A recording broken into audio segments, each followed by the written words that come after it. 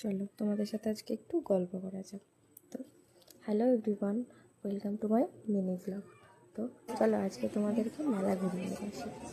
আমি আজকে চলে এসেছি কৃষ্ণনগর 12 মেলায়, যেখানে তো সবাই আসতে ভীষণ ভালোবাসে, আর আমি তো ভালোবাসি।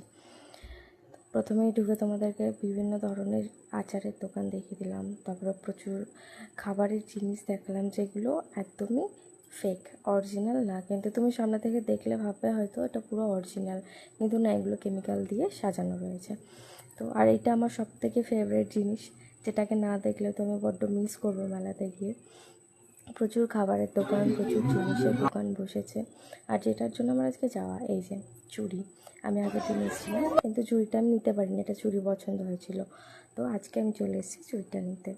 তো চুড়ি নেওয়া হয়ে গেছে, সব কিছু ঘুরেও দেখেছি।